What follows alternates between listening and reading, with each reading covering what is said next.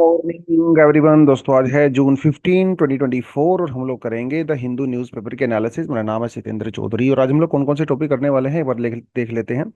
तो G7 की meeting हो रही है और हमारे प्राइम मिनिस्टर भी वहां पे पहुंचे हैं, तो थोड़ा सा G7 की बैकग्राउंड वगैरह के बारे में जानेंगे। और G7 ने एक बड़ा ही इंपॉर्टेंट डिसीजन लिया है रशिया के बारे में, उसके बारे में भी बात करेंगे और इसीलिए एक्चुअली न्यूज़ में भी था। और आई होप आपके पास G7 के नोट्स पहले से होंगे ही, तो उसके अंदर हम थोड़ा सा एडिशन कर सकते हैं बिकॉज कुछ नया डेवलपमेंट वहाँ पे हुआ है। उसके अलावा प्रायोरिटी सेक्टर लेंडिंग क्या होता है, ये हम लोग बैंकिंग सेक्टर से बेसिकली GS पेपर 3 है, ये 2 नहीं है। इसको हम लोग बैंकिंग सेक्टर से करने वाले हैं। इसके अंदर भी कुछ नई डेवलपमेंट हुई है। प्रायोरिटी सेक्टर लेंडिंग क्या होता है, कैसे काम करता है, कौन कौन से सेक्टर इसके अंदर आते हैं और नए सेक्टर इसके अंदर कौन से ऐड हुए थे रिसेंटली, उनके बारे में बात करेंगे। उसके अलावा अपने पास जो नेशनल टेस्टिंग एजेंसी है जो कि नीट का पेपर कंडक्ट कराती है और दूसरे पेपर भी कंडक्ट कराती है, आजकल काफी ज्यादा न्यूज में है, तो थोड़ा सा प्रीलिम्स के परस्पेक्टिव से इसको भी पढ़ लेंगे। एक जो बड़ा टॉपिक आज आता है वो है आपका टेररिज्म के बारे में बात करेंगे अच्छा खासा, क्योंकि जम्मू एंड कश्मीर में रियासी नाम की जगह पे एक टेररिस्ट अटैक हुआ। लोग वैष्णो देवी जा रहे थे तो वहाँ पे एक बस के ऊपर अटैक हुआ। कुछ पिलग्रिमेजेस की वहाँ पे अनफॉर्चुनेट डेथ भी हो गई है। तो टेररिज्म एज अ टॉपिक के बारे में आज हम लोग बात करने वाले हैं। टेररिज्म क्या होता है, इसकी थोड़ी बैकग्राउंड जानेंगे, कितने टाइप का होता है, इसकी कॉजेज क्या क्या होते हैं, इंडिया जम्मू एंड कश्मीर के कॉन्टेक्स्ट में थोड़ा बात कर सकते हैं। तो इसके बारे में हम लोग पढ़ेंगे। उसके अलावा ईज ऑफ डूइंग बिजनेस के रिगार्डिंग एक GS पेपर 3 से एक एडिटोरियल दिया हुआ है। इकोनॉमी का एडिटोरियल है, बहुत ज्यादा डिटेल में नहीं जाऊंगा, लेकिन हाँ कुछ नया सीखने को डेफिनेटली मिलेगा।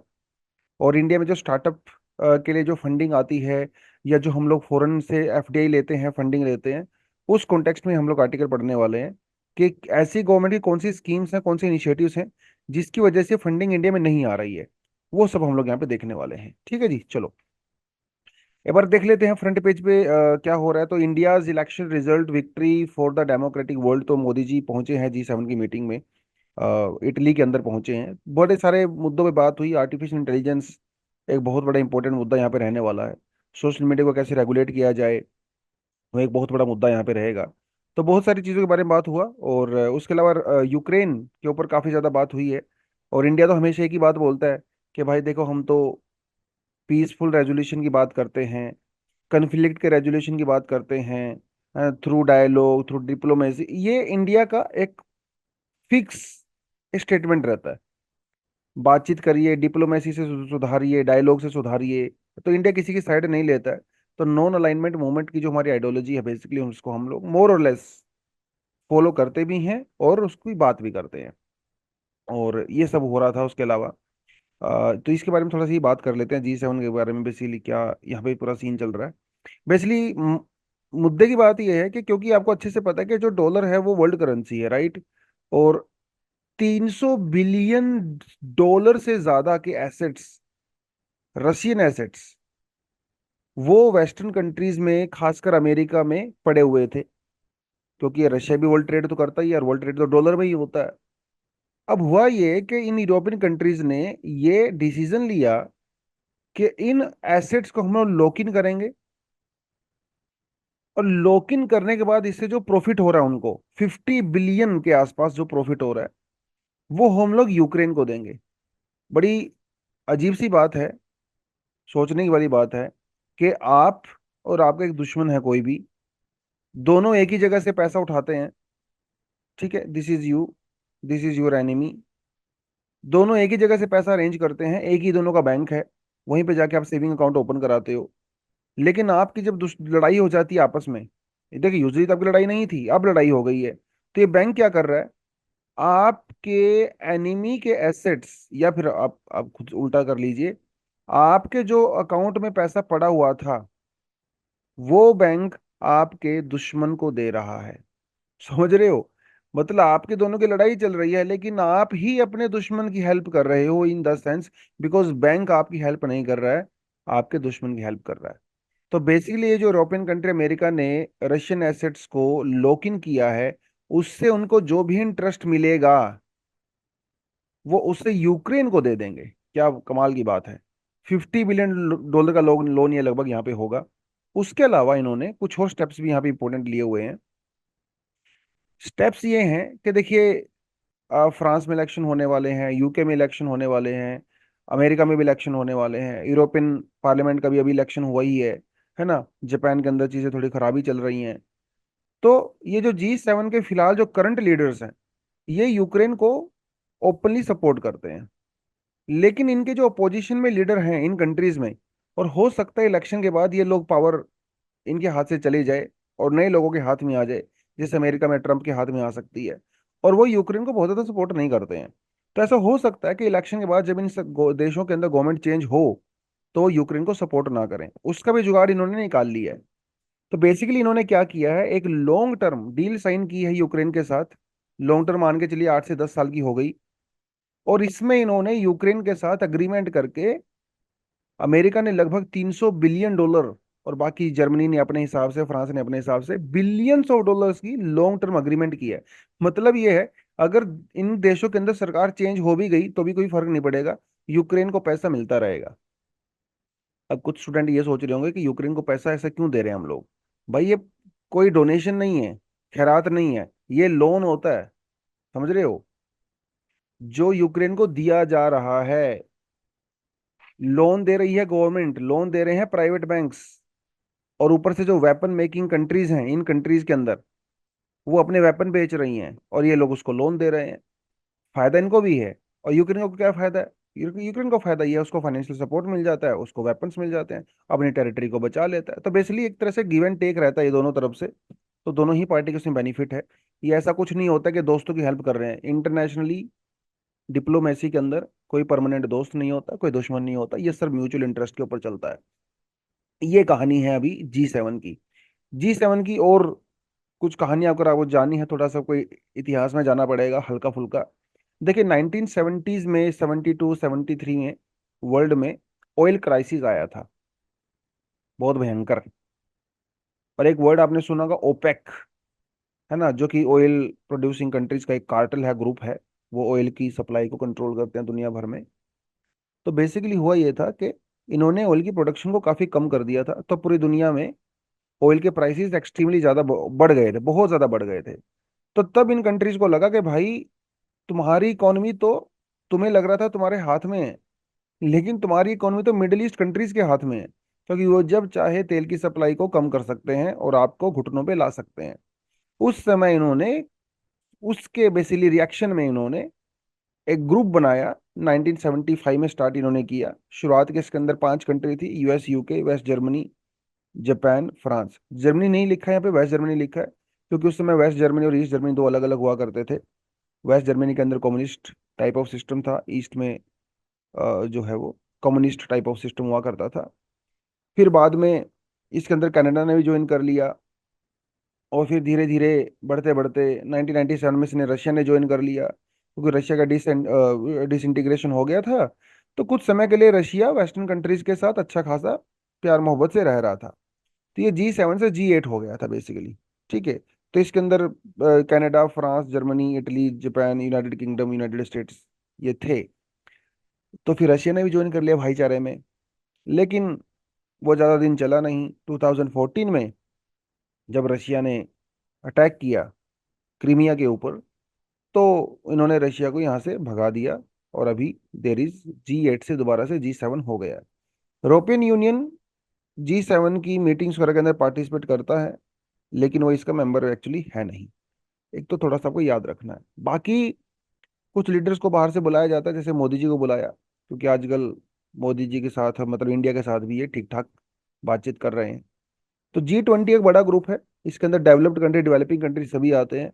फिर एक G8 था जिसके अंदर रशिया भी हुआ करता था, लेकिन बाद में इसको हटा के, तो ये G7 के अंदर फिलहाल we have Germany, US, UK, France, Canada, US, Italy और जापान। ठीक है।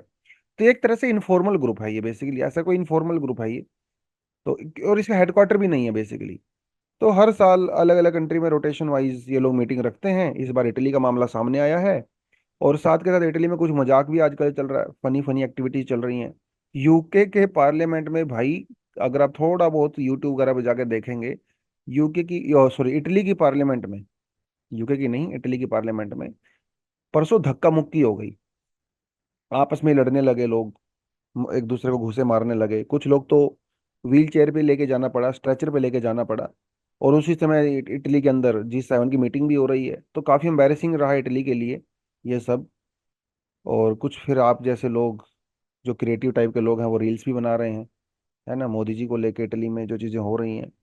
तो G7 कंट्रीज का बेसिकली फिलहाल आज के समय में एक ही टारगेट है भैया, चाइना को काउंटर करना है। चाइना सब पे भारी पड़ रहा है, तो सबका आइडिया है चाइना को काउंटर करो। तो चाइना को काउंटर करने के लिए इन्होंने एक 2021 के अंदर एक प्रोग्राम चलाया, बिल्ड बैक बेटर वर्ल्ड, जो कि BRI यानी कि चाइना का जो बेल्ट रोड इनिशिएटिव है उसको चैलेंज करने के लिए बनाया गया था। काफी ट्रांसपेरेंट है, काफी ओपन है, लेकिन अभी कुछ इसके अंदर खास हुआ नहीं है, ये यहाँ पे है। उसके अलावा डेट रिलीफ इनिशिएटिव इन्होंने चलाया है। तो ऐसी जो गरीब कंट्रियां हैं जिनके ऊपर बहुत ज्यादा डेट है, ठीक है, तो या तो उनके डेट को ये कंट्री जो है रीपे कर देती हैं। अगर इन्हीं कंट्री ने उनको डेट दिया हुआ है तो उसको छोड़ भी देती हैं। कुछ बहुत सारी अफ्रीकन कंट्री के लिए ऐसा किया गया है। फिर एक support for the democratic governance भी इन्होंने चलाया है G7 कंट्रीज ने, जिसमें पूरी दुनिया में डेमोक्रेटिक वैल्यूज, ह्यूमन राइट्स को प्रमोट करने की और डेमोक्रेटिक ट्रांजिशन की बात होती है। तो मोदी जी भी इस तरह की मीटिंग में कई बार पार्टिसिपेट कर चुके हैं। चलिए, बस यही था, इसमें तो कुछ ज़्यादा करने को और है नहीं। आगे बढ़ते हैं अगला टॉपिक पे, जो कि यहाँ से आता है, bank to request RBI to incentivise green financing. ठीक है, ग्रीन फाइनेंसिंग तो साफ समझ ही गए होंगे, नॉर्मल सी चीज़ है। ग्रीन फाइनेंसिंग बेसिकली ऐसे प्रोजेक्ट्स को फाइनेंस करना होता है जो कि एनवायरमेंट फ्रेंडली होते हैं और एनवायरमेंट के लिए बेनिफिशियल होते हैं। ठीक है, कोई जिससे air pollution, water pollution, land pollution कम होता है, ऐसे किसी भी प्रोजेक्ट को आप लोग ग्रीन प्रोजेक्ट बोल सकते हो। तो इनकी जो फाइनेंसिंग होती है वो तो बैंकों से ही होगी, ऑब्वियसली बात है। तो जैसे आपका बैंक है, सपोज करें यहाँ पे SBI बैंक है। अब SBI जो है वो 20 करोड़ रुपीज पे लोन देता है, क्रेडिट देता है। एक 20 करोड़ रुपीज दे रहा है एक थर्मल पावर प्लांट को, जो कि काफी ज्यादा पोल्यूटिंग एक प्रोजेक्ट है। और वहीं 20 करोड़ रुपीज दे रहा है एक सोलर पावर प्लांट को, जो कि एनवायरमेंटल फ्रेंडली है। इससे पोल्यूशन कम होता है, ग्रीन हाउस गैसेस का एमिशन कम होता है। लेकिन दोनों के ही ऊपर SBI 5% का इंटरेस्ट रेट चार्ज करता है। ये तो नाइंसाफी है। अब ये क्योंकि नुकसान करता है, ये बेनिफिट करता है, लेकिन दोनों से आप फिर तो ये कहना है इनका कि साहब, ये जो ग्रीन फाइनेंसिंग है, तो ये जो 20 करोड़ है जो ये वाली है ना, इसे ग्रीन फाइनेंसिंग बोलते हैं, सोलर वाली। और 20 वाली को, ऊपर वाली को नॉर्मल फाइनेंसिंग बोलते हैं। तो बेसिकली RBI से रिक्वेस्ट की जा रही है इन बैंकों के द्वारा कि आप जो ग्रीन फाइनेंसिंग है उस पर इंटरेस्ट रेट कम कर दीजिए। उसके लिए भी कुछ मीटिंग मीटिंग चलेगा, कुछ होगा तो इसको हम लोग आगे देख लेंगे। लेकिन सवाल यह है कि प्राइवेट सेक्टर लैंडिंग क्या होती है, क्योंकि ये सारे बैंक जो है वो इसकी बात कर रहे हैं कि भैया जो ग्रीन फाइनेंसिंग है उसको प्राइवेट सेक्टर लैंडिंग में ला दीजिए एंड ऑल दैट। तो देखिए, बैंकों का तो काम ही होता है लैंडिंग करना। Bank is a money lender, है ना। जो मनी लेंडर का, आपको पता ही होगा, वो आपसे पैसा लेते हैं। आपसे उन्होंने 100 रुपया लिया, ठीक है, और एक महीने के लिए 100 रुपया लिया। उन्होंने कहा हम आपको एक महीने के बाद 105 रुपया देंगे, तो 5% के इंटरेस्ट रेट आपको दे देंगे। अब ये मनी लेंडर उस पैसे को कहीं आगे दे देता है, 100 रुपये को, और एक महीने के लिए, और बदले में इस आदमी से 10% का इंटरेस्ट रेट वसूल करता है, मतलब 110 रुपये वसूल करता है। इस 110 में से 5 रुपये, 105 रुपये आपको दे देता है, 5 रुपये खुद का प्रॉफिट उसका हो जाता है। तो ये मनी लेंडर जैसे ही काम होता है बेसिकली बैंकों का भी। तो बैंक अगर 100 रुपये लैंड कर रहा है, तो इसमें से वो एजुकेशन लोन देगा, होम लोन देगा, भैया टाटा बिरला बानी अडानी को, इनको भी लोन देगा। सबको लोन देता है ना, गवर्नमेंट को भी लोन देते हैं बैंक्स, अलग अलग सेक्टर में लोन देते हैं बैंक्स। तो सवाल ये है कि ये 100 करोड़ रुपए, ये जो 100 रुपीज लोन में दिए जा रहे हैं, ये कौन कौन से सेक्टर को दिए जाने चाहिए, प्रायोरिटी क्या होनी चाहिए। और you know very well, India is a welfare and a socialist state. तो क्योंकि हम लोग वेलफेयर स्टेट हैं कॉन्स्टिट्यूशनली, तो इसीलिए ऐसे सेक्टर को लैंडिंग प्रायोरिटी पे रखते हैं जो कि थोड़े से, जिनको ज्यादा हेल्प की रिक्वायरमेंट है, ताकि सोसाइटी ग्रो कर सके, डेवलपमेंट हो सके। तो बैंक पहले उनको प्रायोरिटी देता है।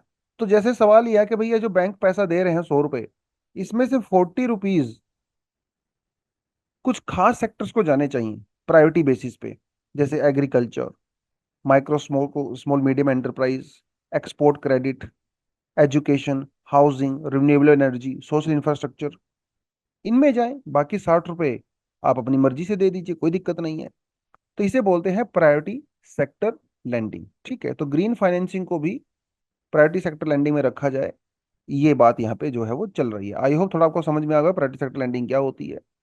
तो scheduled commercial banks and the foreign banks, ठीक है, are mandated to set aside 40% of their adjusted net bank credit, जितना मतलब वो पैसे ले देते हैं for the priority sector lending. ठीक है जी। रीजनल रूरल बैंक जो होते हैं, कोऑपरेटिव बैंक है, स्मॉल फाइनेंस बैंक है, इनको 75% लैंडिंग प्रायोरिटी सेक्टर में करनी होती है।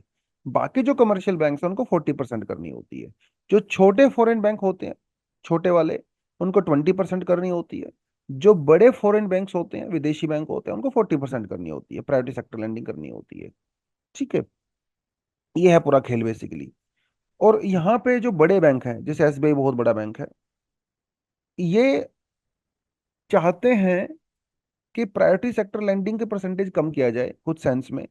क्योंकि देखिए, छोटे बैंकों के लिए प्रायोरिटी सेक्टर लैंडिंग अचीव करना बड़ी कोई बड़ी बात नहीं है, वो लोग अचीव कर लेते हैं टारगेट, ये टारगेट होता है उनको दिया जाता है जो। लेकिन बड़े बैंक्स के लिए टारगेट अचीव करना बड़ा मुश्किल हो जाता है प्रायोरिटी सेक्टर लैंडिंग में, क्योंकि उनको बड़े बड़े प्रोजेक्ट्स को फंडिंग करनी होती है ज़्यादातर, और जहाँ से रिटर्न रिटर्न का चांसेस भी ज़्यादा होता है उस केसेस में। लेकिन पिछले कुछ दिनों में हम लोगों ने, पिछले कुछ सालों में बेसिकली कुछ नए एरियाज को भी ऐड किया है प्रायोरिटी सेक्टर लैंडिंग में। जैसे स्टार्टअप्स के लिए 50 करोड़ रुपया तक का हम लोगों ने कर दिया। जो फार्मर प्रोड्यूसिंग ऑर्गेनाइजेशंस हैं, जो कि फार्मिंग की मार्केटिंग वगैरह में आती हैं, उनको हम लोगों ने इसमें ऐड कर दिया है। जो बायोगैस प्लांट्स वगैरह होते हैं, हम लोगों ने इसको ऐड कर दिया है। रिन्यूएबल एनर्जी की लिमिट हम लोगों ने बढ़ा दी है। हेल्थ इंफ्रास्ट्रक्चर, आयुष्मान भारत वगैरह के जो प्रोजेक्ट हैं, तो थोड़ा सा हम लोगों ने बेसिकली बढ़ा दिया है। और कोई ऐसा प्रोजेक्ट जो कि रीजनल डिस्पैरिटी को कम करता है देश में, ठीक है, उस तरह के प्रोजेक्ट्स को हम लोगों ने प्रायोरिटी सेक्टर के अंदर लेके आ गए हैं। हालांकि उतना इफेक्टिव नहीं हो रहा है ये, बट फिर भी, तो that is all about it. ठीक है, चलो नेक्स्ट टॉपिक बढ़ते हैं। Supreme Court ask NTA government to reply to pleas seeking probe into NEET UG. एक बड़ा ही अजीब अजीब तो क्या ही कहूंगा, तो देश में कोई ऐसी बात नहीं है, होती रहती है इस तरह की चीजें हमारे यहाँ। पेपर लीक वाली ने बड़ी समस्या है हमारे देश में। बच्चा साल 2 साल 5 साल तैयारी करता है, मन लगा के, बेचारा परेशान रहता है, और जब वो पेपर देता है और पेपर लीक हो जाता है, पेपर लीक हो जाता है, केस कोर्ट में घिसता रहता है, कई कई सालों तक रिजल्ट नहीं आते, लिस्ट नहीं आती है। ये बहुत परेशानी है, करप्ट है बेसिकली एजेंसीज। और ऐसा ही अब देखा गया है नीट के केस में। अभी तक जो एनटीए है, नेशनल टेस्टिंग एजेंसी है, वो पेपर लीक की बात को रिफ्यूज कर रहे थे। एनटीए ने जो ग्रेस मार्क्स दिए थे कुछ 1563 बच्चों को, उन्होंने कैंसिल कर दिए थे। लेकिन एनटीए ये कह रहा था कि भाई हम लोग पेपर रिकंडक्ट नहीं करवाएंगे, क्योंकि पेपर लीक हुआ ही नहीं है। लेकिन अभी ये गुजरात से केस आया है, और यहाँ पे जिस स्कूल में, बहुत बड़ी बात है ये, जिस स्कूल में पेपर कंडक्ट होना था, उस स्कूल में प्रिंसिपल से लेके, टीचर से लेके, भैया पीयून तक सब मिले हुए हैं। और सोचिए, ये स्कूल के जो प्रिंसिपल हैं, ये भाई साहब वहाँ के डिस्ट्रिक्ट हेड भी हैं एग्जाम कंडक्ट करवाने के। यूपीएससी में ऐसा नहीं होता, यूपीएससी में जो डीसी होता है, जो डीएम होता है, वो हेड होते हैं एग्जाम कंडक्ट कराने के, लेकिन यहाँ पे ऐसा नहीं था।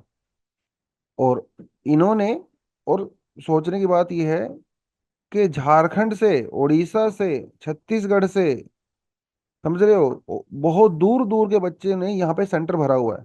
भाई उड़ीसा वाला बच्चा गुजरात आके पेपर क्यों देगा? सोचने की बात है ना। एक झारखंड वाला बच्चा गुजरात का सेंटर क्यों भरेगा? नहीं भरेगा वो वहां पे पेपर देगा। लेकिन इनकी मतलब पूरी सेटिंग कर दी गई थी, बेसिकली आप जो लोकल भाषा में बात करते हैं, सेटिंग हो गई थी। और 60 to 80 lakh rupees, 70 lakh rupees में एक पर्सन था वहां पे, एक आदमी था, और वो, उनसे पैसे लिए गए। ठीक है, करोड़ों रुपए में डील हुई। और स्टूडेंट को ये बोला गया, भाई जो तुम्हें आते हैं पेपर, क्वेश्चन आते हैं, उनको कराओ, और जो नहीं आते हैं खाली छोड़ दो। ठीक है, ये टीचर बाद में खुद भर देंगे आपकी ओएमआर शीट। ये सब वहां पे चल रहा था। और पेपर लीक वाला केस, हालांकि डायरेक्टली नहीं है, पेपर लीक तो तब होता है जब पेपर ना, मतलब पेपर से पहले ही मार्केट में आ जाता है, उसको पेपर लीक बोलते हैं। ये है करप्शन, ये है स्कैम। मजे की बात, इस केस में ट्विस्ट है। जिन बच्चों ने भी पेपर दिया था, उन बच्चों में से सिर्फ दो ही स्टूडेंट ऐसे थे जो कट ऑफ पार कर पाए, जो क्राइटेरिया रखता है नीट। बाकी सारे बच्चे कट ऑफ पार भी नहीं कर पाए। समझे? ये होता है खेल। अब इनको अरेस्ट कर लिया गया है। और भी ऐसे केस हो सकते हैं, ये तो एक केस है। और तो सोच के देखिए, इस आदमी ने पहली बार तो नहीं किया होगा, कई सालों से ये काम कर रहा होगा। ये हमारे यहाँ पे एग्जाम की सैंक्टिटी है। जो ईमानदार बच्चा होता है, जो सालों साल तक मेहनत करता है, और इस तरह के केसेस में वो एक नंबर से लिस्ट से कि उसका नाम बाहर हो जाता है, उसके सपने टूट जाते हैं। ये है खेल पूरा का पूरा। तो अभी आगे क्या होगा, नीट का पेपर दोबारा से कंडक्ट होगा कि नहीं होगा, तो ये तो केस अभी सब जुडिस है। लेट्स सी उसमें आगे क्या होता है। लेकिन यस, एनटीए के बारे में प्रीलिम्स ओरिएंटेड नॉलेज थोड़ी आपको होनी चाहिए, ठीक है। तो ये एक रजिस्टर्ड सोसाइटी है, अंडर सोसाइटी रजिस्ट्रेशन एक्ट, जिसका काम है अलग अलग तरह के नेशनल लेवल के एग्जाम्स कंडक्ट कराना, हायर एजुकेशन के एग्जाम्स वगैरह कंडक्ट कराना, इंजीनियरिंग, मेडिसिन, मैनेजमेंट, फार्मेसी वगैरह के कंडक्ट कराती है। कौन कौन सा एग्जाम कंडक्ट कराता है ये देखिए जरा। नीट का एग्जाम कंडक्ट कराता है, सी मैट का काउंट भी कंडक्ट कराता है, ठीक है, जी पैट का कंडक्ट कराता है, और इग्नू के जो पीएचडी ओपन मैट होता है उसको भी कंडक्ट कराता है। तो ये एक बेसिकली इंडिया में नेशनल टेस्टिंग एजेंसी जो है बनाई गई है। हालांकि उससे पहले हमारे पास अलग अलग जो है प्रोग्राम हुआ करते थे, फिर बाद में हम लोगों ने इसके अंदर ही सारा कुछ हम लोगों ने इंक्लूड कर दिया, ठीक है। तो agency is administered by the government body which includes a chairperson होते हैं, एक सेक्रेटरी होते हैं, और 8 या उससे ज़्यादा अलग अलग लेवल पे, नेशनल लेवल पे इसके रिप्रेजेंटेटिव्स होते हैं, ठीक है। प्रीलिम्स ओरिएंटेड नॉलेज है, तो इसको आज थोड़ी मेरे फैक्ट बेस्ड ही है, थोड़ा आप इसको देख सकते हैं। लेकिन आजकल न्यूज़ में था एनटीए, तो थोड़ा सा आई सपोज आपको पता होना चाहिए, ठीक है जी। चलो, टेररिज्म के ऊपर बात करते हैं। तो थोड़े समय पहले जे एंड के की एक जगह बहुत फेमस हुई थी लास्ट ईयर, रियसी करके। क्यों हुई थी? क्योंकि यहाँ पे लिथियम रिजर्व्स पाए गए हैं, है ना। और ऐसा माना जाता है कि दुनिया में सबसे ज्यादा लिथियम रिजर्व यहाँ पे हैं। और इंडिया फिलहाल तो लिथियम के लिए इंपोर्ट पे ही डिपेंड करता है। तो ये माना जा रहा था कि अगर इंडिया यहाँ से लिथियम निकालना शुरू कर देगा, तो फिर हम लोग आत्मनिर्भर बन सकते हैं। और लिथियम आपको पता है, जो लिथियम आयन बैटरी होती हैं वहां पे लिथियम का यूज होता है। एक अच्छी न्यूज के लिए रेसी न्यूज में था। अब रियासी के अंदर एक टेररिस्ट अटैक हुआ। एक बस थी जिसमें कुछ पिलग्रिमेज, वो जा रहे थे वैष्णो देवी, उनके ऊपर अटैक हुआ। दो टेररिस्ट ने उनके ऊपर अटैक किया, अंधाधुंध गोलियां चलाई, 8 से 10 लोगों की अनफॉर्चुनेटली डेथ हो गई। तो टेररिज्म, और जब से इलेक्शन हुआ है तो इस तरह की एक्टिविटी भी बढ़ गई है। हालांकि पिछले कुछ सालों में एक्टिविटी थोड़ी कम हो रही थी।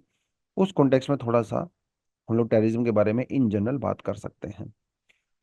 तो टेररिज्म की अगर शुरुआत, ये वर्ड कहाँ से आया बेसिकली, टेरर, टेररिज्म, ये फेमस हुआ आफ्टर फ्रेंच रेवोल्यूशन, ठीक है।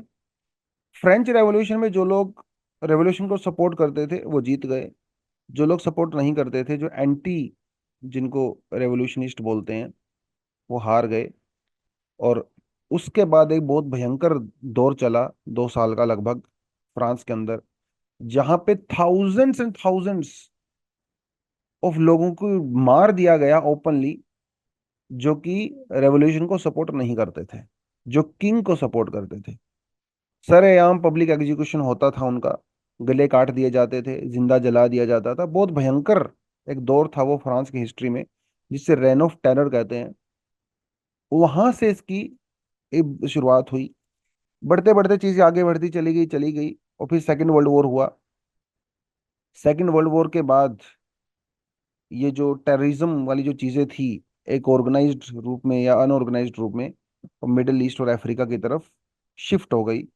और फिर बाद में, अगर 20th सेंचुरी की बात करें, आफ्टर सेकेंड वर्ल्ड वॉर, कुछ ग्लोबल टेरर ग्रुप्स वो निकल के आए, जैसे अलकायदा, आइसिस।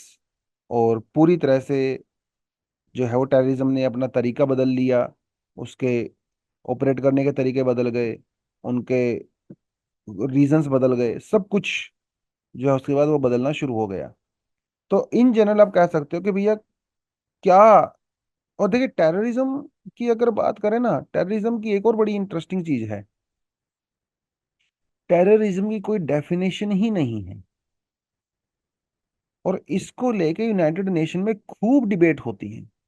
आज तक यूनाइटेड नेशन ने टेररिज्म की कोई डेफिनेशन दिया ही नहीं है, किसी ने टेररिज्म का कोई डेफिनेशन नहीं दिया है। देखिए अगर आप इन जनरल बात करोगे ना टेररिज्म क्या होता है, तो आप सिंपली ये कहोगे टेररिज्म इज अ, मैं थोड़ा लिख देता हूं यहाँ पे, terrorism is a systematic use of violence. इसके वर्ड में ही लिखा हुआ है टेरर, मतलब डर फैलाना। It's a systematic use of violence. Y?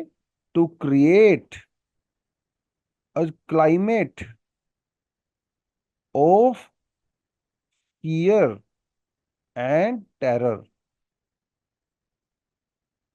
देखा जाए तो बड़ी सिंपल सी डेफिनेशन है, ठीक है। To achieve a particular, to achieve a particular political objective, ये एक जनरल सी डेफिनेशन इसके लिए यूज की जाती है। लेकिन दुनिया में इस डेफिनेशन के ऊपर कोई भी अग्री नहीं करता है, क्योंकि सबकी इंटरप्रिटेशन अलग अलग है। Why? Because terrorist for one country can be a freedom fighter for another. समझ रहे इस बात को? तो एक कंट्री के लिए जो टेररिस्ट है, दूसरी कंट्री के लिए, रीजन के लिए वो फ्रीडम फाइटर हो सकता है।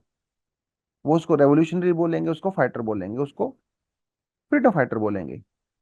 जैसे जब हम लोग इंडिया के अंदर ब्रिटिश राज हुआ करता था, तो उस समय में भगत सिंह जी, है ना, शहीद भगत सिंह, चंद्रशेखर आजाद, बटुकेश्वर दत्त, इनको टेररिस्ट ही तो बोलते थे। अंग्रेज लोग तो इनको टेररिस्ट ही बोलते थे। इवन अगर आप कुछ हिस्टोरिकल बुक्स भी पढ़े, वहां पे भी इनको रेवोल्यूशनरी टेररिस्ट ही बोला गया है। लेकिन हमारे लिए तो फ्रीडम फाइटर थे। तो उस सेंस में डेफिनेशन अभी तक टेररिज्म की कोई बन नहीं पाई है, क्योंकि सबका इंटरप्रिटेशन अलग है। रशिया कह रहा है भाई पूरी यूएस आर्मी वो एक टेररिस्ट ग्रुप है। अब सीआईए कई बार क्या करता है, कोवर्ट ऑपरेशंस करता है, अलग अलग देशों में डेथ किलिंग करवाता है। तो ये टेररिस्ट अटैक नहीं है तो क्या है ना? उसी हिसाब से रशिया देखें तो वो पूरी रशिया, अमेरिका पूरी रशियन आर्मी को टेररिस्ट मान सकता है। वो भी इस तरह की चीजें करते हैं। तो कोई ये प्रॉपर डेफिनेशन यहाँ पे है नहीं। लेकिन अगर आप कोजेज की बात करो तो बहुत सारे कोज आप निकाल सकते हो टेररिज्म के। हिस्टोरिकल रीजंस बहुत ज़्यादा हैं। अगर आप खासकर इंडिया के कॉन्टेक्स्ट में बात करें तो जे एंड के क्या बात कर सकते हो, नॉर्थ ईस्ट की आप बात कर सकते हो।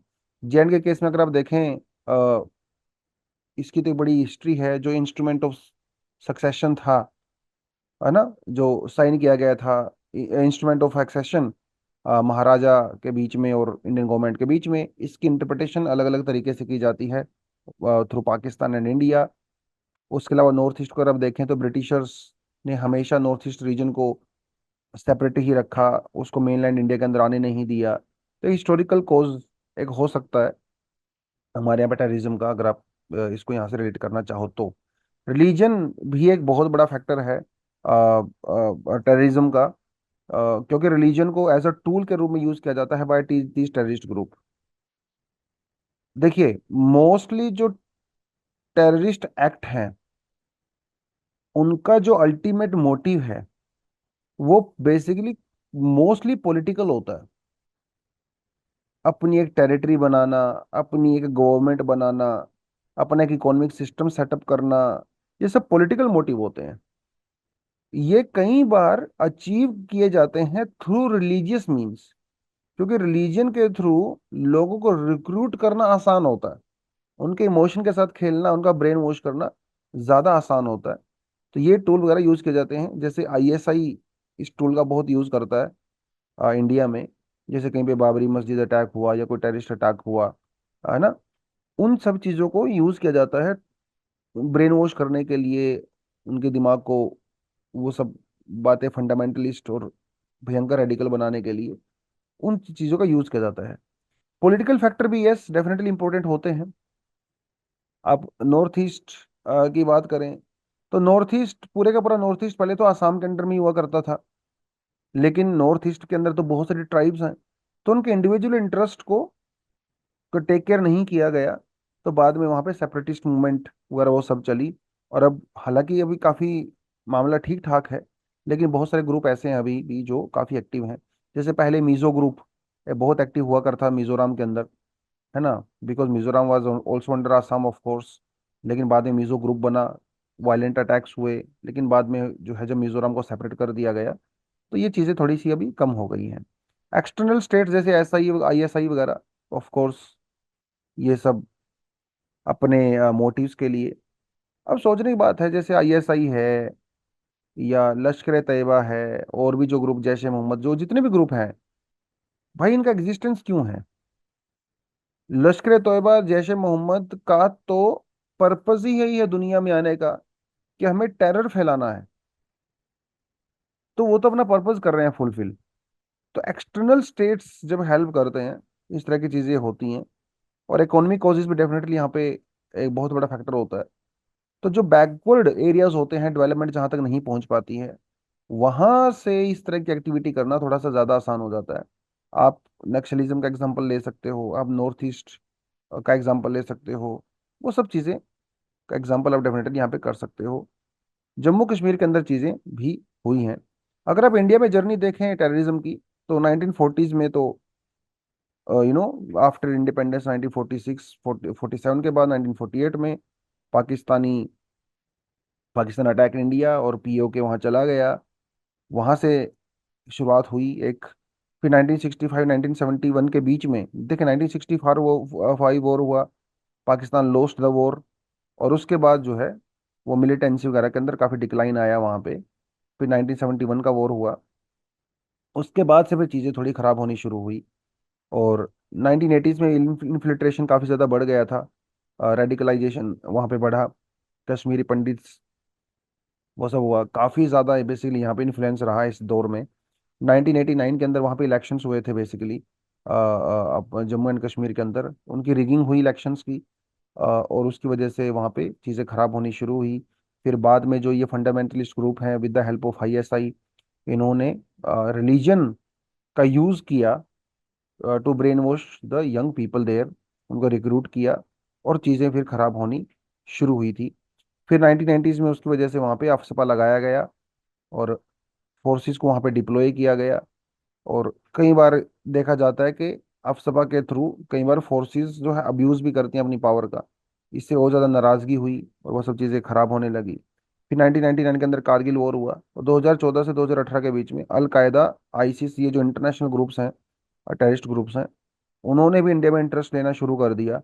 उन्होंने ओपनली कहा कि हमारा जो बेस है वो इंडिया भी है, हम लोग इंडिया के अंदर भी अपनी एक्टिविटी कंटिन्यू रखेंगे। सोशल मीडिया का दौर था ये। सोशल मीडिया में के दौर में चीज़ें फैलाना, रेडिकलाइजेशन हो, आपका प्रोपागंडा है, फेक न्यूज़ है, बड़ी ज़्यादा आसान होता है। तो उस वजह में यहाँ पे बहुत सारे यंग जो बच्चे थे, सोशल मीडिया जो यूज़ करते थे, वो अट्रैक्ट हुए इनकी तरफ। और वो सब चीज़, जैसे बुरहान वानी वगैरह का एग्जांपल आप दे सकते हो, ठीक है, एग्जाम वगैरह में दे सकते हो। तो पहले क्या होता था, JNK के अंदर जो लोकल वहाँ से कश्मीर से अगर कोई कोई लड़का ब्रेन वॉश होके अगर इस तरह की एक्टिविटी करता है, तो लोकली उसको एज अ प्रेज के रूप में देखा जा रहा था कुछ सेक्शंस के द्वारा।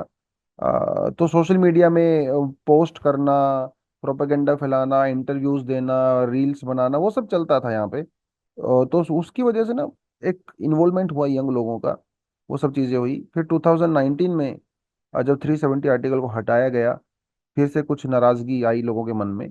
और ये आप इसके दोनों ही काउंटर हैं बेसिकली, ठीक है, दोनों ही counter counter in the sense मैं ये कह रहा हूँ कि यस, अगर आप स्टैटिस्टिकली अगर आप देखें पिछले 10 साल को कंपेयर करें उससे पिछले 10 सालों से, या उसके पिछले 10 सालों से, या उसके पिछले 10 सालों से, अगर आप कंपेयर करें स्टैटिस्टिकली, टेररिज्म रिलेटेड डेथ कम हुई है, इसमें कोई डाउट नहीं है। लेकिन क्या वो जीरो हो गई हैं? Absolutely not. और अब तो टेररिज्म का बेसिकली जो स्ट्रेटेजी थी मिलिटेंसी की J&K में, वो थोड़ी चेंज भी हो गई है। अब पहले ना डायरेक्ट इन्फिल्ट्रेशन होता था। अब ये मान के चलिए, पाकिस्तान से डायरेक्ट इन्फिल्ट्रेशन होता था। अब ये पाकिस्तान के अंदर या तो वो पाकिस्तानी नेशनलिस्ट होते थे, या फिर वो कश्मीरी ही यूथ होता था, या POK से होते थे। वो लोग पाकिस्तान में ISA के अंडर में ट्रेनिंग लेते थे, उसके बाद वो इन्फिल्ट्रेट करके यहाँ पे आते थे, टेररिस्ट एक्टिविटी करते थे। ये तरीका होता था पहले। अब ना हाइब्रिड हो गया है। अब तरीका हो गया जी हाइब्रिड। अब डायरेक्ट इन्फिल्ट्रेशन भी होती है, जैसे रईसी के अंदर हुआ। और जो लोकल जो लोग हैं बेसिकली, इनके थ्रू भी एक्टिविटीज हो रही हैं, और ये इनोसेंट लोगों के ऊपर अटैक करती हैं। पहले यूजली जो सिक्योरिटी फोर्सेस होती थी उनके ऊपर अटैक होते थे। अब जैसे कोई टीचर हुआ, कश्मीरी पंडित जो वहाँ पे थोड़े बहुत रह रहे हैं, या जो माइग्रेंट्स वहाँ पे काम वगैरह करने के लिए जाते हैं, उनके ऊपर भी अटैक हो रहे हैं। और ये हाइब्रिड में ऐसे टेररिस्ट हैं जो कि आम जनता में बीच में ही रहते हैं। ये सालों साल तक वहीं पे रहते हैं, उनकी एक फैमिली होती है, वो उनकी जॉब्स होती हैं, दुकानें होती हैं। लेकिन उनको कभी कभी जब असाइनमेंट मिलता है तो वो छोटी मोटी एक्टिविटी ऐसी कर लेते हैं, कहीं पे किसी को मार दिया, किसी को पीट दिया। इस तरह की टेररिस्ट एक्टिविटी डराने वगैरह के लिए कर देते हैं। तो ये एक नया तरीका है हाइब्रिड। और हाइब्रिड टेररिस्ट को ट्रैक करना बड़ा इंपॉसिबल हो जाता है, क्योंकि वो डायरेक्ट इन्फिल्ट्रेशन की है नहीं, और इनको हाई लेवल ऑफ ट्रेनिंग भी प्रोवाइड नहीं कराई जाती है। इनको सिर्फ ये बताया जाता है कि भैया गन कैसे चलानी है, एस्केप कैसे करना है। कोई ऐसा सच इनको पाकिस्तान में जाके ट्रेनिंग इस तरह से होती भी नहीं है। तो ये रूप बदल गए हैं, तरीके बदल गए हैं अनफॉर्चुनेटली। और over a period of time जो जो रेडिकल फोर्सेस हैं काफ़ी एक्टिव हो रही हैं, तरीके बदल गए हैं। उस सेंस में जो है आप इस आर्टिकल को डेफिनेटली देखिए। हालांकि टेररिज्म एक इतना बड़ा टॉपिक है, इसके ऊपर आप घंटों बात कर सकते हो, लेकिन उतना समय नहीं है। तो इट्स बेटर क्या इसको थोड़ा सा आप एक जनरल अंडरस्टैंडिंग से समझें, ताकि एग्जाम वगैरह में आपको थोड़ी हेल्प आपको मिल सके। ठीक है, चलो थोड़ा आगे बढ़ते हैं। इकोनॉमी से आर्टिकल है, India growth story has a beneficial ownership hurdle. Beneficial ownership hurdle. Economy का टॉपिक है, डिटेल में नहीं जाऊंगा, बट फिर भी थोड़ा थोड़ा आपको मैं ऊपर से सिंपल करके स्टोरी बता देता हूँ क्या पूरा मामला बनता है। देखिए, $5 ट्रिलियन की इकोनॉमी तो हमें बनानी है 2025 2026 में। ठीक है, आपको ज़्यादा लग रहा होगा 5 ट्रिलियन, लेकिन हमारी पॉपुलेशन इतनी ज़्यादा है कि 5 trillion is not even like pocket money for us. ठीक है, इंडिया की जो पर कैपिटा इनकम है that is $2000 only. And India is I think 137th rank पे है पर कैपिटा इनकम में। तो अब ये 5 ट्रिलियन तो देखने के साथ साथ ये भी देखिए जरा। तो अभी तो हम लोग बहुत गरीब हैं, बहुत आगे तक जाना है अपने को। ठीक है, जिस तरह से इंडिया का साइज है उसके हिसाब से हमारी इकोनॉमी कम से कम $20 ट्रिलियन होनी चाहिए, ठीक ठाक केस की मैं बात कर रहा हूँ। बट एनीवेज, $5 ट्रिलियन की इकोनॉमी आप तभी बनोगे जब आपके देश के अंदर भैया इन्वेस्टमेंट आएगा। तो ऐसी कोई भी चीज जिससे इन्वेस्टमेंट के अंदर हर्डल्स आती हैं, वो दूर होनी चाहिए। इसका मतलब हम लोग होने चाहिए इन्वेस्टमेंट फ्रेंडली। हमारी पॉलिसीज होनी चाहिए इन्वेस्टमेंट फ्रेंडली। लेकिन ऐसा है नहीं। ऐसा है नहीं, क्यों नहीं है? इसकी वजह से नहीं है। Foreign exchange management non debt instrument, जिसे NDI बोलते हैं, 2019। देखिए, ये वो दौर है कोविड वाला। इसके पीछे की इंटेंशन समझिए आप। कोविड-19 का दौर था ये। उस समय हमारी स्टॉक एक्सचेंज जो है वो नीचे चला गया था।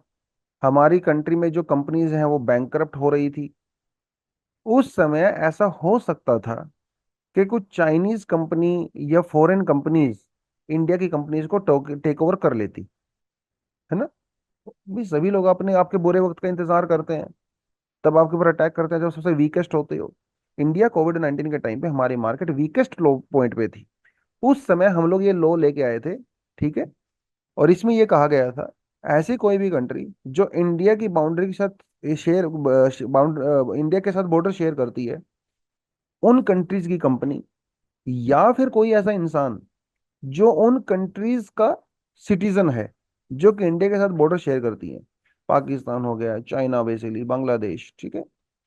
ये हमारी कंपनीज को ओवरटेक नहीं करेंगी। अमेरिकन कंपनी कर सकती है, कोई दिक्कत नहीं है, लेकिन ये नहीं करेंगी क्योंकि इनकी इंटेंशन ठीक नहीं थी। तो कोविड 19 के केस में ऐसी अपॉर्चुनिटी ना मिले इनको, उसके लिए हम लोगों ने इस रूल को फॉलो किया था। बड़ी अच्छी बात है, इंटेंशन तो हमारी अच्छी थी। लेकिन इसके साथ इश्यूज क्रिएट हो जाते हैं कई बार। इश्यूज इन द सेंस, आप ये देख लीजिए कि जो इंडियन कंपनीज हैं, खासकर जो छोटे स्टार्टअप्स हैं, ठीक है, इनको फंडिंग चाहिए होती है। अब वो फंडिंग चाइना से आ रही है, हांगकांग से आ रही है, तो ज्यादा फर्क नहीं पड़ता है। इनको चाहिए होती है फंडिंग, ठीक है। यहाँ पे जो एक वर्ड का यूज किया गया है वो है बेनिफिशियल ओनर, ठीक है। ये वर्ड बड़ा फोकस करना है यहाँ पे, बेनिफिशियल ओनर। यानी कि इंडिया में कोई कंपनी अगर इन्वेस्ट कर रही है और इनडायरेक्टली उसका प्रॉफिट या फिर उसका ओनर नेबरिंग कंट्री से बिलोंग करता है, डायरेक्टली या इनडायरेक्टली, उस कंपनी को अगर इंडिया में इन्वेस्ट करना है तो गवर्नमेंट अप्रूवल लेना पड़ेगा, ठीक है। अगर कोई चाइनीज नेशनल, कोई हांगकांग से आदमी है, कोई बांग्लादेशी है, इंडिया में इन्वेस्ट करता है, तो भैया गवर्नमेंट का अप्रूवल लेके आप आइए। ये एक रूल इन्होंने बना दिया था। मजे की बात यह है कि इस पूरे रूल में बेनिफिशियली ओनर नाम की डेफिनेशन को कहीं पे डिफाइन ही नहीं किया गया, ठीक है। अब होता क्या है, जो गवर्नमेंट ऑफिशियल्स हैं वो अप्रूवल देते ही नहीं। पड़ोसियों को तो छोड़िए, वो एनआरआईज तक को भी अप्रूवल नहीं देते हैं। इस लॉ का उन्होंने उस लॉ को एक्सपेंड कर दिया। पहले ये लॉ सिर्फ नेबर तक था, अब उन्होंने एनआरआईज को भी इसमें इंक्लूड कर दिया है, बिना किसी को बताए। और 50,000 करोड़ से ज्यादा के एसेट्स, मतलब इन्वेस्टमेंट, हम लोग अप्रूव नहीं कर रहे हैं, पेंडिंग पड़े हुए हैं। तो जब इसी जैसी चीजें होंगी तो भाई आपके देश में इन्वेस्टमेंट थोड़ी आएगा। मोस्टली इस तरह की इन्वेस्टमेंट को रिजेक्ट कर दिया जाता है, जो रिजेक्शन रेट है वो बहुत ज्यादा है। तो ईज ऑफ डूइंग बिजनेस नहीं, हम लोग डिफिकल्टी टू बिजनेस की तरफ जा रहे हैं। तो ये बहुत बड़ा हर्डल है। और और देखिए आप लोग, जो इंडियन कंपनीज हैं उनके ऊपर रिस्पॉन्सिबिलिटी डाल दी गई है कि आप जब फॉरेन इन्वेस्टमेंट लेते हो तो आप जिम्मेदार हो ये देखने के लिए कि इसका बेनिफिट किसी फॉरेन नेशनल को ना जाए। और अगर ऐसा हुआ तो आपसे 3 गुना लगान ले लिया जाएगा भाई। आपके जितनी इन्वेस्टमेंट मिली है और आपकी कंपनी का जितना रिवेन्यू है, उससे 3 टाइम्स ज्यादा हम आपसे वसूल करेंगे एज अ फाइन। अब छोटा कोई स्टार्टअप है, उसको फंडिंग फेसबुक थोड़ी करेगा, उसको फंडिंग इलोन मस्क थोड़ी करेगा, छोटी छोटी कंपनियां ही करेंगी। और छोटी छोटी कंपनियों के अंदर ये एग्जैक्टली फाइंड आउट करना बहुत मुश्किल हो जाता है कि इसके ओनर कौन है, शेयर स्टेक होल्डर्स कौन से, बड़ा मुश्किल हो जाता है। तो स्टार्टअप्स को फंडिंग नहीं मिल रही है।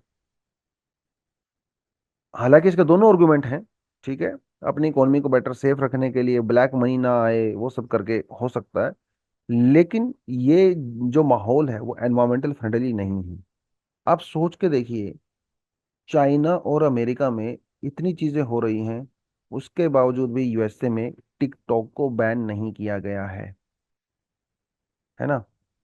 और ऐसा माना जाता है कि जो टिकटॉक की पेरेंट कंपनी है, they are actually stealing the data of American citizen, ठीक है।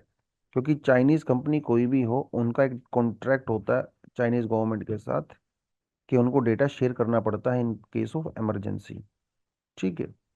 उसके बावजूद भी America is not actually banning the TikTok, क्योंकि अमेरिका ने अगर ऐसा कर दिया तो अमेरिका जो पूरी दुनिया को बोलता है भाई this is free economy, free economy, free world and all that, तो उसकी पूरी आइडियोलॉजी को यहाँ पे धक्का लगेगा। दुनिया अमेरिका में इन्वेस्ट करना बंद कर देगी अगर उनकी इन्वेस्टमेंट सेफ नहीं है अमेरिका में। और इंडिया ये कर रहा है। इसीलिए वेस्टर्न कंट्री इंडिया को अक्यूज करती हैं that we are not business friendly. और इसलिए हम लोग ईज ऑफ डूइंग बिजनेस पे उतना अच्छा परफॉर्म भी नहीं करते हैं। हमारे यहाँ पे इतना इन्वेस्टमेंट भी नहीं आता है। तो इसी तरह के रिफॉर्म्स की इंडिया को रिक्वायरमेंट है, as suggested by IMF and other experts also. Solution यहाँ पे ये हो सकता है कि भाई पहले तो आप ये बताइए कि जो बेनिफिशियरी ओनर है इसको प्रॉपर डिफाइन करिए, सबसे बड़ी बात ये है। और अगर आपको इस तरह के इंस्ट्रूमेंट्स यूज करने ही हैं तो कम से कम be very specific, be very very specific. आप इसमें एनआरआईज को क्यों इंक्लूड कर रहे हो? ये एनआरआईज तो अपने हैं ना, उनको तो करने दो इन्वेस्टमेंट। आप इनके प्रपोजल को भी रिजेक्ट कर दे रहे हो। तो अभी आरबीआई ने बेसिकली बैंकों वगैरह से और गवर्नमेंट ऑफिशियल से कुछ कम्युनिकेट किया है इसके बारे में। लेट्स होप इसके लिए कुछ यहाँ पे सोल्यूशन निकलता है तो। ठीक है, इतना ही करेंगे इसके बारे में, इससे ज़्यादा मत जाएं इस तरह के आर्टिकल के डिटेल्स में। एग्जाम्पल्स वगैरह देने का डेफिनेटली काम आ सकता है ये। और एफडीआई वगैरह के रिगार्डिंग कोई क्वेश्चन आए तो उसमें भी, और इसको एग्जाम्पल के तौर पर डाल सकते हो, ईज ऑफ डूइंग बिजनेस वाले में भी डाल सकते हो, गवर्नमेंट पॉलिसीज में भी आप इसको डाल सकते हो। ठीक है, इंडिया चाइना ट्रेड वॉर के बारे में आप इसमें डाल सकते हो। कई जगह पे आप इसको एज एन एग्जाम्पल यूज कर सकते हो आर्टिकल को, इसीलिए मैंने आपको ये करवाया था। ठीक है जी, और कुछ एडिशनल आर्टिकल है आप करना चाहो तो इनको भी कर सकते हो। तो चलिए आज के लिए इतना ही है। Thank you very much, all the best, जय हिंद, जय जवान, जय किसान।